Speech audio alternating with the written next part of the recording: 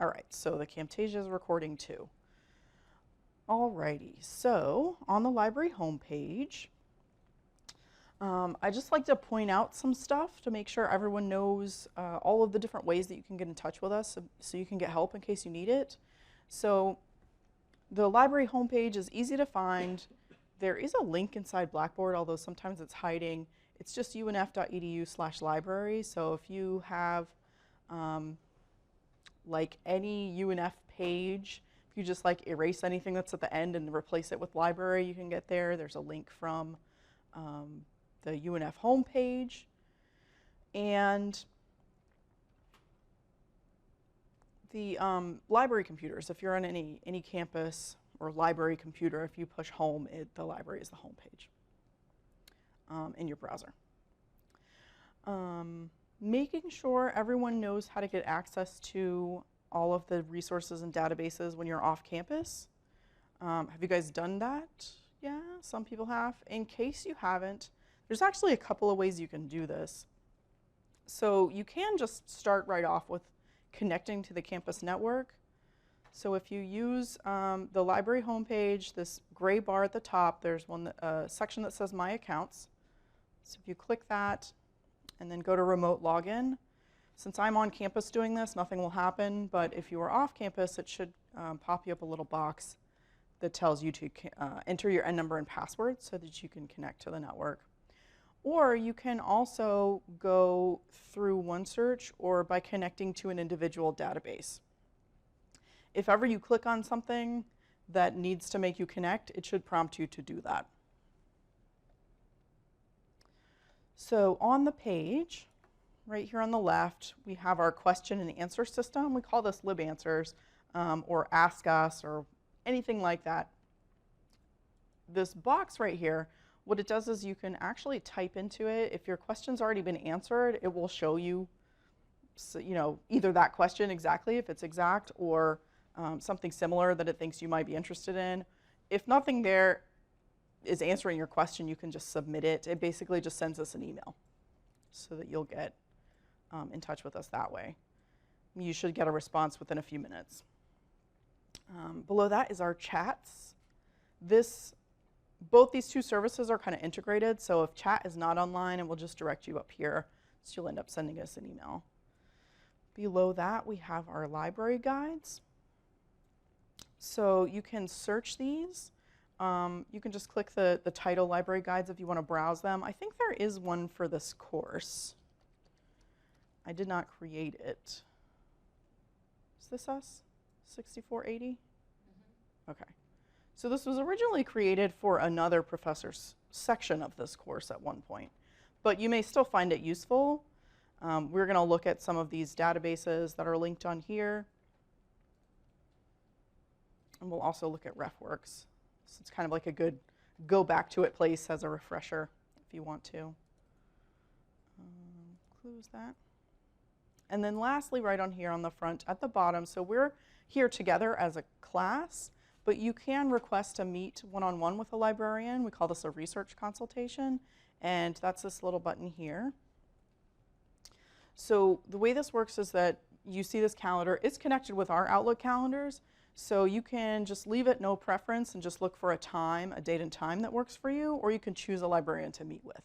So I'm Stephanie Weiss, so if we clicked me, it will show you days and times that I have available. And so for me, my next time is Thursday morning. But if you needed something before that, check somebody else, or just leave it no preference. When you leave it no preference, it just looks across everybody, and so it will just show you whatever person has the first available time. All right, so questions? Actually, what we can do so that it's in the recording, are you in Dr. Miller's class? Yeah. Okay, so she's online. So we've looked at stuff on here. I want to look at OneSearch a little bit. Actually, OneSearch is probably what you will, get the most benefit out of, especially at this stage. But I am going to talk a little bit about some of the other databases that you might find useful that are in the subject area, education, psychology, that kind of stuff. So OneSearch Basically what OneSearch is like a big database that we dumped the others into so that you could use one search place, but actually get access to over 90%, like probably close to 98% of everything that we've got access to, whether it's physically in the building or coming through one of our online databases. So it's a really good tool. It can save you a lot of time because you don't have to go like 20 different places looking at stuff. There may be times where you need to do that, but in general, you can just use OneSearch and kind of get what you need. So let's see. I know you guys have to do some annotated bibliographies, maybe working into a lit review at the end, right? Okay. So does anybody have their topic that they are working on or thinking of yet? I can give you an example. Sure. Dr. Giordano is going to give us an example. Because in my I'm going to walk over here so that you can get on my microphone. about students who are bored in their classrooms. Okay. So student boredom, and what are the factors that contribute to student boredom? Now, if we wanted to do a search and find, let's just say, 10 reports that had information about that topic, how would we do it? What would be, I guess my first question is, what would be the topic that we would search for that would give us useful information? Mm-hmm. So this is actually great segue into what we need to talk about of formulating our search terms and our search strategy. So with this idea of, like factors that cause student boredom, right? Was there anything else that went along with it? No, well, okay. And this is like really pertinent to my class because you should have seen the body language that my students were exhibiting while I was teaching. Well, it was so maybe it was humiliating. some Monday body language. Okay, so with this idea, is there any particular group of students or type of students that we want to hone in on, or we want to just leave it broad, students who are bored? Well, we look. It's up to you guys. One thing we can do is, like I said, we can try to be a little bit more specific about our group. So if we want to choose one of these groups, let's choose one. Want to do college students? You guys are all higher ed concentration, or that's what your intention is, right? Okay, so let's choose the college students. We've got like kind of three things, or three words that kind of like are the main idea of this topic, right? Student boredom or students boredom, if you want to separate those. We want to know some reasons or factors or causes, that kind of thing. So I've already made three more words. And then college students. So we can break that up a little bit too, because we could be more specific about, do we mean undergrads or graduate students? Do we care about a specific discipline? Maybe we don't, but I think you guys get the idea of thinking about ways that you can refer to whatever it is you're getting at. And sometimes that can help you really decide on what you ultimately want to look for in research, but it can also help you kind of talk out and understand what is it that I'm actually trying to find. So let's give this a try. So I'm going to just start in OneSearch. We'll just do one term first. So I'm going to try student boredom first. So this is actually a phrase. So it's more than one word, right? But these two words, we kind of want them to stay together. Maybe not completely. So there is something that you can do that's called the phrase search. When you have a phrase, so a term that's more than one word, but you actually do want them to stay together and not be separated, so you can put them in quotation marks. So if we wanted to find anything that had student boredom, like those two words next to each other, we could put this in quotation marks. I don't think we do. But let's add some more stuff here. So I just hit the advanced search. You don't have to do this, but I like using advanced search so I can get the extra boxes because I just like the way it looks. You can use the same box and add more stuff to it. So I'm going to use the second box and leave this on and, because we want both of these terms. So it's giving us some suggestions, and you can choose that. If you were interested in any of the other suggestions, some of them are college athletes. And then the last one here is college students or university students or undergraduates. So this is actually where I was going to go. You can create an or string to pull in, like, 2 or more phrases or words that you want to use to describe one thing. And so college students is one. I'm going to just go ahead and use the one that was there as a suggestion.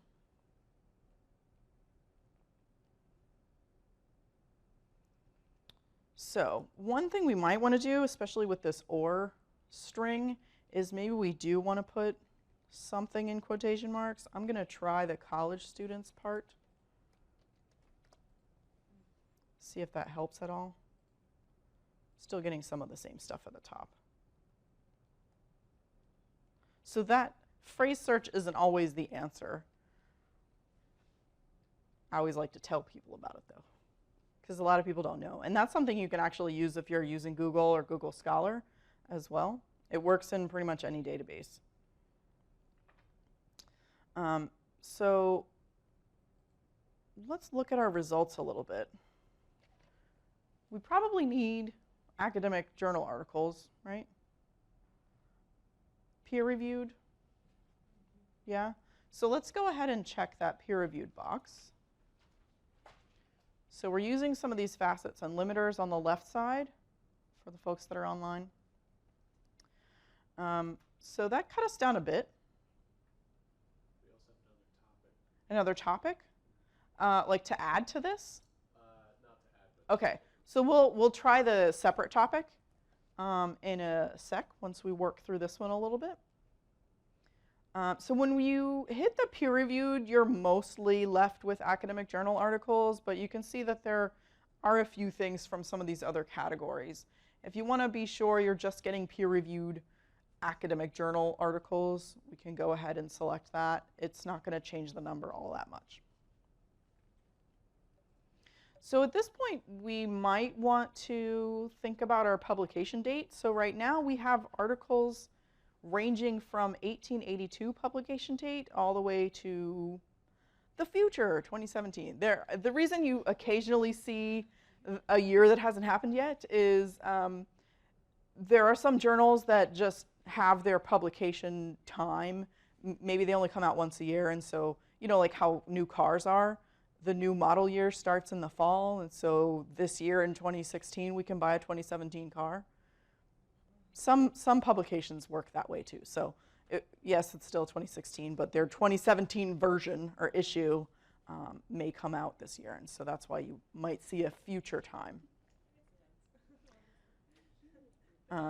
With this particular topic, it could be interesting to look at historical research and see what people were saying, why students are bored, up until the 1920s, for example, because education was very different back then, right?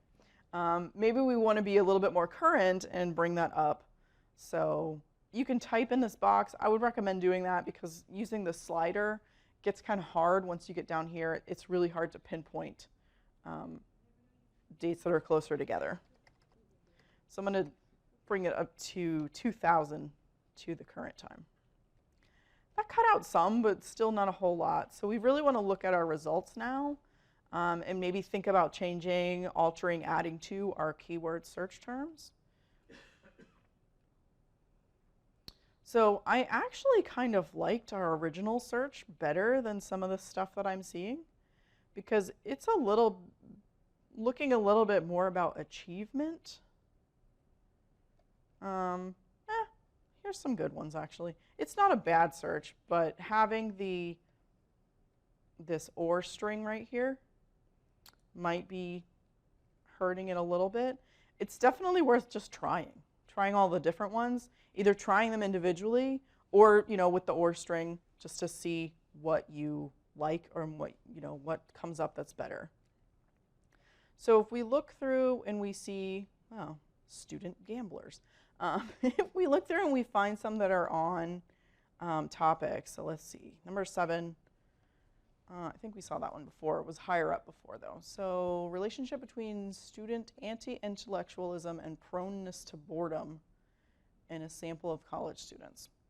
So that's kind of an interesting factor or reason, cause that this author is putting forward. So if that's something that's of interest, then you might look at this article or the abstract even, and you could see if there's any other terms that you might want to add and get more like it. Anti-intellectualism is their kind of big thing, so you might add that. You can see in the subjects, not everything has a subject. They're below, like the tiny little first couple of sentences of the abstract here. But the subjects are like tags, and they can help you with search terms, either add to or try a different one. So we can see that all of these ones that we're finding have at least one of our words. They should have at least 2 of them. College students. This one has boredom. Everything doesn't, though.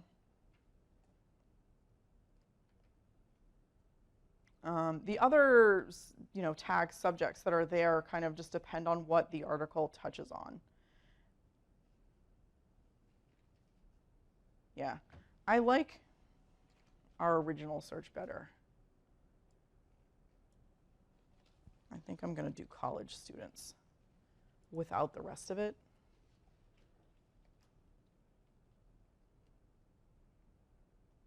So we're still, obviously somebody, and I guess maybe there's some previous research that's indicating that students are bored, so they're texting in class, because we've seen a couple of titles that have to do with classroom texting. So that might be something worth investigating too. What you can do is, this is fairly recent. It's from winter 2015 issue of this particular journal.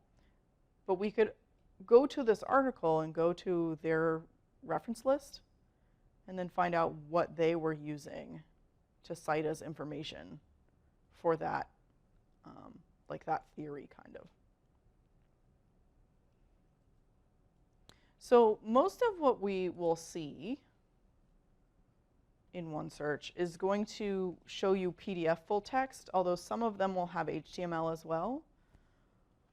So what kind of citation style are you guys going to be using? APA? That's what I thought. So APA, if you do an in-text citation, what do you have to have? Author's last name, year. Sometimes you need the page number too. If you have a PDF, you can see all of the pages. And, if we needed to refer to this right here, we can tell that is on page 433. So we're good to go. But if you only have HTML, you've got all the text, and that's okay. So you can still read it, get all the information. You should have any kind of graphs or charts that came with it too. But all you know is the inclusive pages, so the beginning page and the end page. I have no idea what page this paragraph is on. So sometimes professors will say that they will only want you to find articles in which you can get a PDF. You should be able to find a PDF for just about everything, especially when you're looking at academic work. It's more often news articles that may not come in PDFs. Oops, wrong one. So while this is open, actually, let me just go to the record. If you click the title of one of these, you'll get the full abstract, some more information about the authors and the publication potentially. A lot of times the publication will be hyperlinked, so if you wanted to, you could go just look in that publication for articles on this topic that we've searched. Sometimes you'll get some subjects on here as well, maybe some additional ones. Like sometimes you'll see ones that say like major subjects and minor subjects. So that could be another way that you can, just kind of be looking around and seeing if your search terms are turning out okay, or if maybe you need to adjust them a little bit. And when they're hyperlinked, you can actually take that and just read, it'll do a search on that. So if we clicked this college students right here, it would just do a new search on just college students. And then you also have some tools over on the right side. They're all pretty self-explanatory, but I do want to point out a few. So this add to folder, you might have seen that on the results screen as well. It looks a little different, but it's still adding to folder. This is a great tool, but you have to have a OneSearch account. It's a My EBSCO host account. We sometimes refer to it as a OneSearch account. The database company that makes OneSearch, it's EBSCO host. So if you want to collect things in a folder and be able to get back to them later, you just have to sign up for an account. It's totally free, but it doesn't already exist. So you would just hit this sign in, and then you can create a new account. It's not tied to your N number. You're a UNF male, so you can make it whatever you want if you want to sign up for an account. I do like using them. It's really great, especially if you're the kind of person who likes to do some searching, collect your things, and then save them for later, and then go back at some point and then start actually reading through. That's how I like to work. So I will, do a bunch of searching and then just add stuff to my folder area, and then go back in there and actually read through whatever I've got. What am I going to get in the email to myself? So the question is, if you hit this email, what are you going to get? It depends on what you check. So most of the time it's defaulted to the PDF as an attachment, but if it's not on there, you could check that. This one has both items, so it's got HTML there as well. So I probably wouldn't do that. I would uncheck the HTML. The email comes from this EP host, that's EBSCO, their system. But you can actually change this. So if you wanted to send this to one of your students, you can make it look like it was coming from you. Then you just put your email, and you can tell it if you want a citation and abstract, what you would like that to look like as well. But as long as the PDF as separate attachment is checked, you will get that as an attachment. And then if you hit citation format, what are my options there, Stephanie? This guy here. APA. Mm-hmm. So APA. I get my APA, not only would I get the... It will send you a citation there as well. Yeah, already formatted perfectly. Well, I won't say perfectly, but it'll be pretty good. Better than starting from nothing and having to create it yourself. You can also just do that, like hitting the cite tool over here, so you can just copy a citation there. Are those accurate? Because I've been told before that. They're pretty good. And then there was one time that I was told it was wrong. And I was like, I got it. It also depends on your professor. If your professor wants perfect citations, you better be checking it against the APA manual, right? They were very strict about it. So. If we look at this one, I'll blow it up a little bit. Oh gosh, not that much. Okay, there we go. I got on some kind of weird magnifier, and I was like, what is going on? All right, blow it up a little bit more. Okay, so if we look at the APA, even ignoring the hanging indent, although it did do that, authors' names, reasonably good, year, the article title. So one thing to note in article titles, and this goes for if you're using any kind of generator, whether it's a database or one that you had to go online and just paste in the stuff. If it was given the information a little bit wrong, it's just going to spit it back out a little bit wrong, because these things are not that sophisticated. They don't know how to fix these little mistakes. So one thing to look for is capitalization, right? So an APA for an article title, the first word and any proper nouns are capitalized. Or like if there's a colon in the word after that, that kind of thing.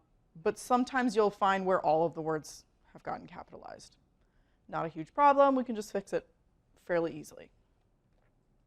And then we have our journal title right here. And of probably should not be capitalized, and neither should and or in. If I'm remembering right, the journal title should have all the words capitalized, I think. Dr. Giordano says yes. And then we've got our volume and issue stuff right here, and I don't know if you can see because it's only one A1. The 1 is still in italics along with the journal title, and then the 4 is not. And so then we have our inclusive pages and DOI. So for Dr. Miller and Dr. Giordano, do you care about DOIs? Some professors do want them there and some don't. Well, Deb would have to answer that question for her class. Right. And I can answer from my class that it's not necessary. Okay. A lot of times you'll get them there. Deb, if you do want DOIs, she wants DOIs. Okay, so for Bethany, you want to try to get DOIs.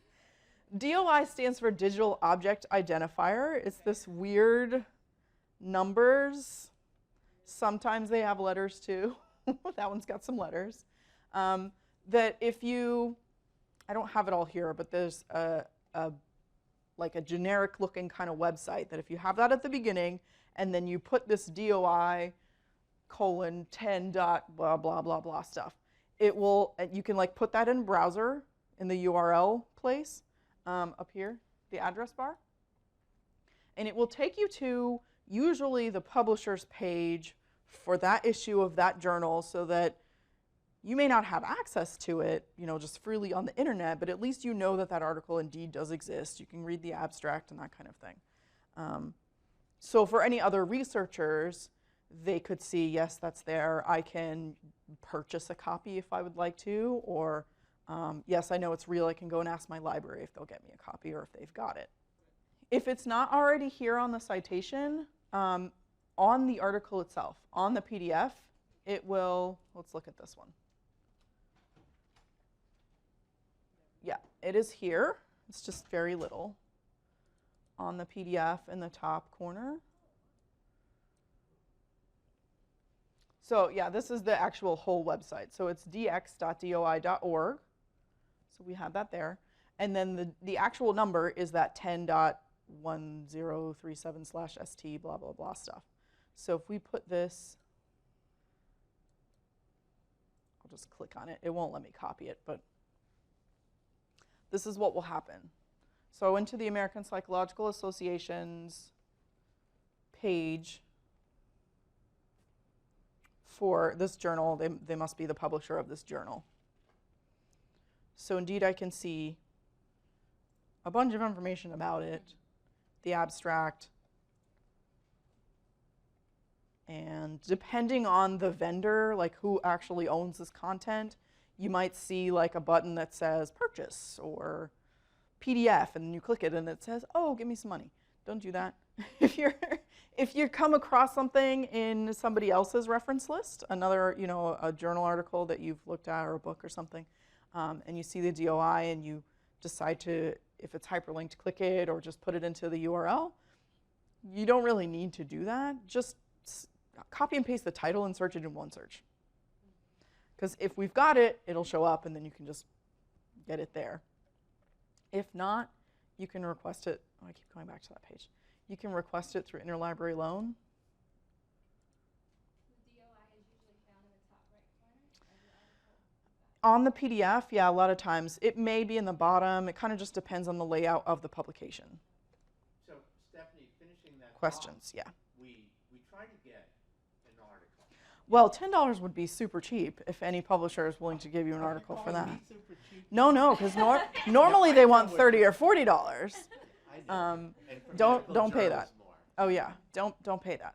So, like I said, if you want to get an article without having to pay, just copy and paste the title in OneSearch. A lot of the time, you will find that we do have it. We have quite a lot of resources. We have almost 300 research databases, so lots of good stuff. If it does not come up, then that probably means we don't have it electronically. If it's older, like before the early 90s or so, you can check and see if we've got that journal in print. It would live on the 3rd floor. You can go to the library homepage. I don't know why this thing is here still. Our little like Zoom thing. I must have engaged it somehow, and I don't know how. Okay, there we go. So you can search the title of the journal right here. You can also use the old, we call it like the classic library catalog. It's mostly just for stuff that's physically in the building. So you can open that under research tools from the gray bar in the library homepage. It says UNF catalog. So you could type the journal title here and then change where it says anywhere to journal title. And then, I typed JAMA because that was quick. So I searched JAMA, Journal of the American Medical Association. And you can see that we do have access to some of it. This is probably really old if it's in microfilm. Here's the print stuff. So if we click that, we can see what years and issues we've got, and then the call number. The call number will be the same for all of the volumes of that journal. They're just on the shelf next to each other. If we don't have it at all, which may happen, especially once you get further in your program and you're actually doing your dissertation research, you'll be kind of casting a wider net. So you may come across something that you need, but we don't have. So you can use Interlibrary Loan system. Let me see if I can make OneSearch show us this link. So I haven't really talked about this full text finder, because the ones that we've clicked on have just been kind of the inline full text there. But sometimes you will find this other link that says full text finder. It's just going to be a bridge between OneSearch and whatever database that article lives in. In this case, it took us to Science Direct. But you might come across a link that looks like the full text finder, but it says not available. Check for other options. So if you click it, you'll get to a screen that looks like this. And then it has a handy link to the Interlibrary Loan system right here.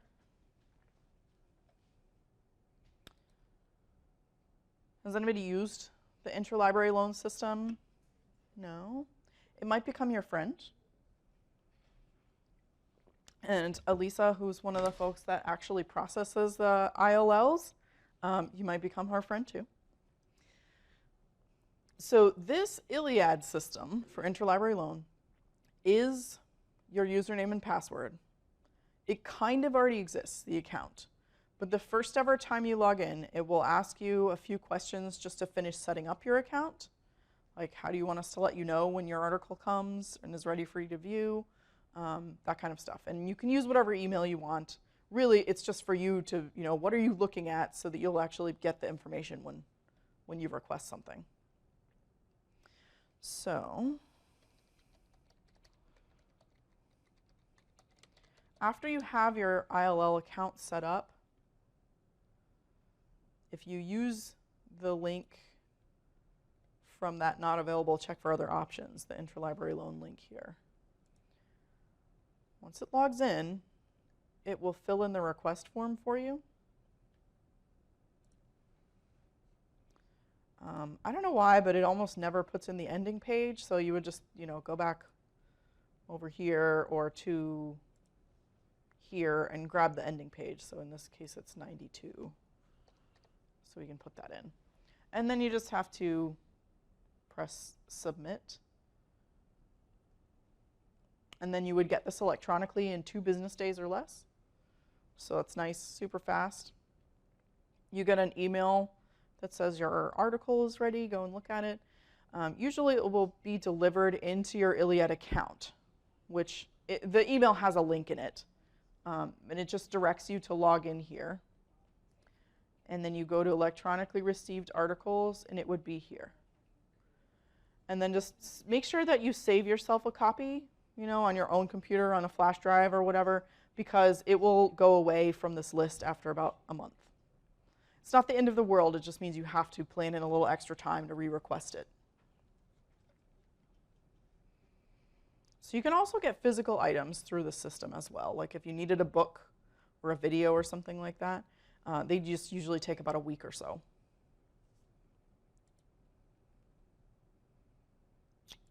Let's see, close up some of these windows here.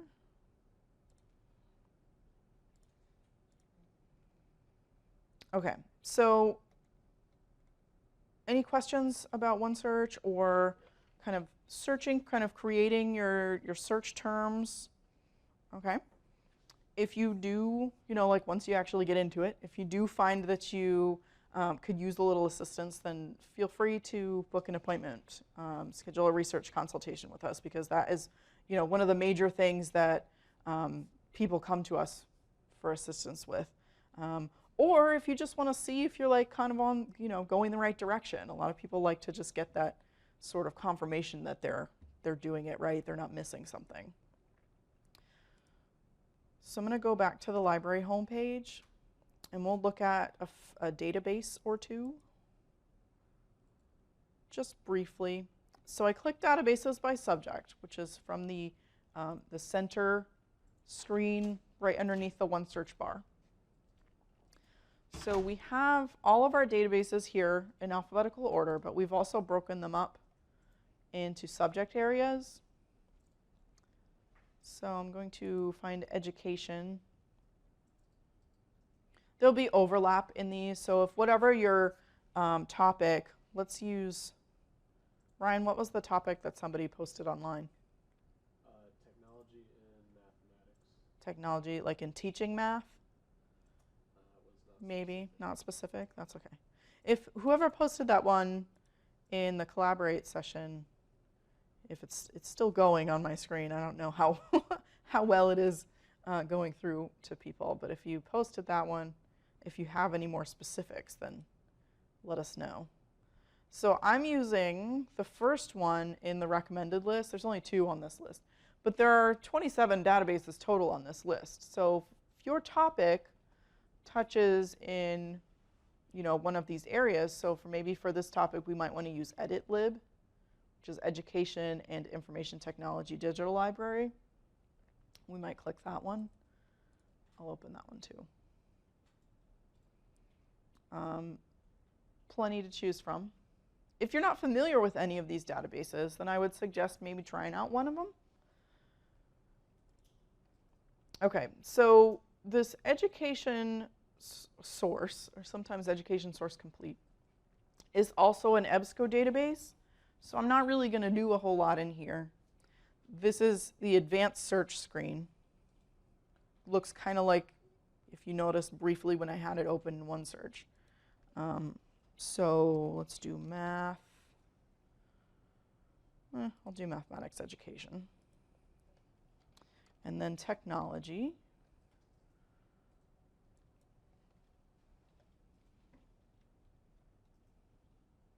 So this is, even though it's EBSCO, and it looks almost the same as OneSearch, this database is specific only to education. So our result pool is a lot smaller.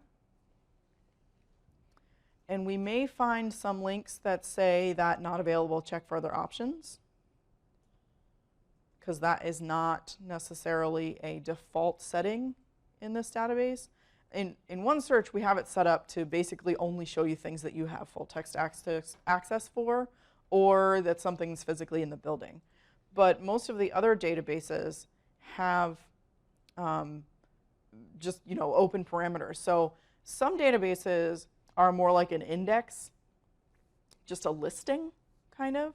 So they may not have any full text, or they may have some full text, but also just have citations and abstracts in there. So those are the ones that you would see where we didn't have the full article for it.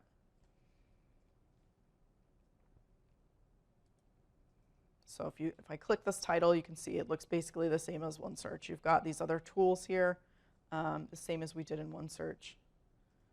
But if I briefly go into this other one, this was EditLib that I also clicked off this list. It has a completely different interface. Apparently they're calling themselves now Learn Tech Lib instead of Edit Lib. But we can search here. I'm just going to search math briefly. This, I haven't used this database. It's in quite a while, actually. It looks totally different since the last time I was in here. But let's see. This is for elementary school. And it looks like this was a thesis. Yeah, for somebody's probably doctoral dissertation. And so the whole full text for this one may or may not be in here. So I'm clicking this full text link to see if we can get to it. If not, we can hit this email button or the citation and we'll get that information. We just won't have the full text.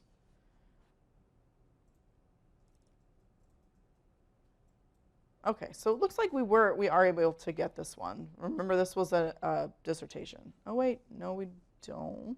Maybe. Yeah, and it looks like it says only 14 pages, and I know it was longer than that. So, yeah, we probably can't get that one. So that would be something that we would want to request a copy through Interlibrary Loan.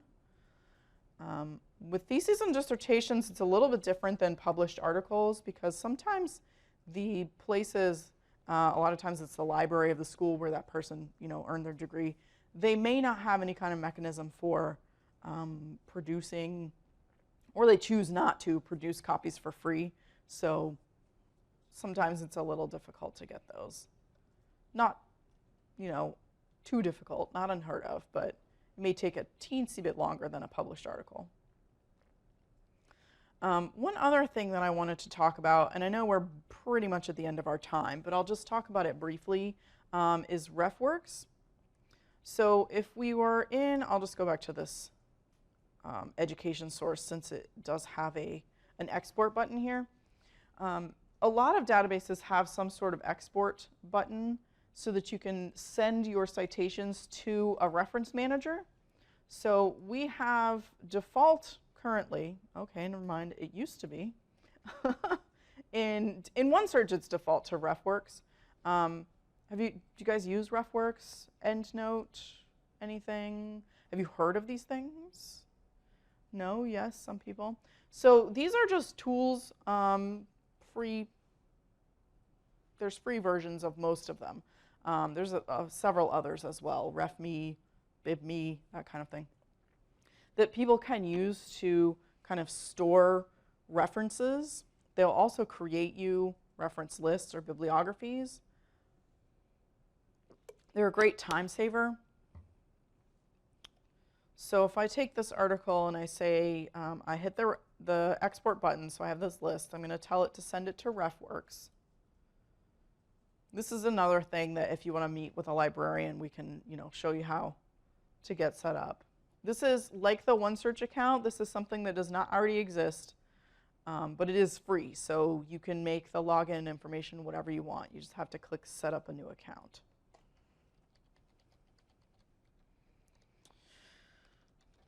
So I already have an account, so I'm just logging in.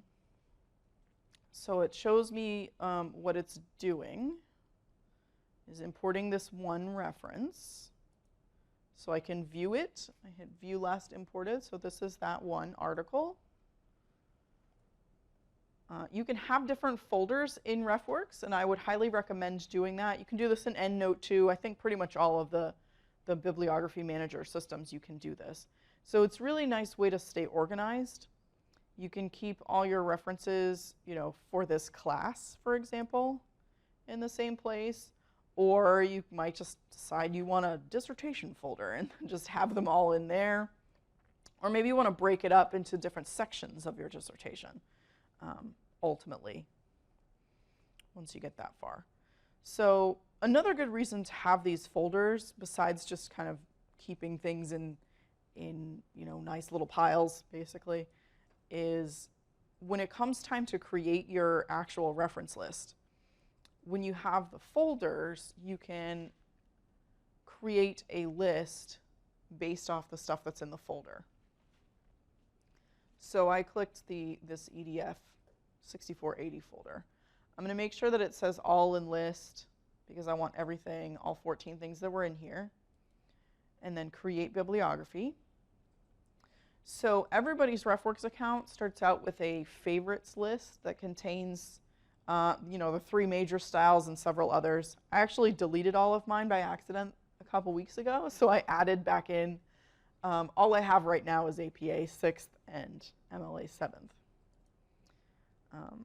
You can, if you want to delete all the rest of them, you're never using anything but APA, you can just have it only show you APA just for convenient. It's up to you. And then I'm going to tell it to give me a Word file. On these machines in the library, it has a pop-up blocker on, so you just have to do it. Allow the pop-ups and then do it again. Your own browser may be set up that way too. So here's our nice, hanging indent formatted APA citations. However, here's an example of one that just has all caps.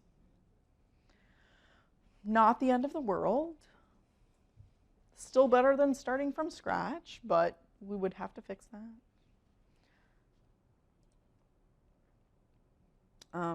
Yeah, and if you look through them, kind of the same as in the OneSearch, just the cite tool there, it's pretty good most of the time for APA, I find, but there may be some little things missing or slightly wrong. You can see that not that many of these had the DOI there. That doesn't mean the article doesn't have a DOI. It just means you probably should open it up, actually look at the PDF and see if it's on there, because for Dr. Miller's class, she wants the DOIs. Or if you find any other professors that want DOIs, that's basically the easiest way to find them. There are some other ways where you can search for them, but I have had trouble with them in the past. I just find that it's easier to open the article. Okay, so I've been kind of talking nonstop for almost the whole hour. Does anybody have any questions in the room or online? No? Oh, Stephanie, I'm looking at my iPhone. No, Yeah, so I'll try to have this ready sometime tomorrow. If not, definitely by the end of the week. Well, we owe you such a big favor. You're marvelous, both of you. What a great team you are. Thank you. Thank you. And feel free to get in touch if you do need assistance. Don't just, languish thinking, oh, that's a dumb question, I should figure this out. No, it's not. Just come and ask help.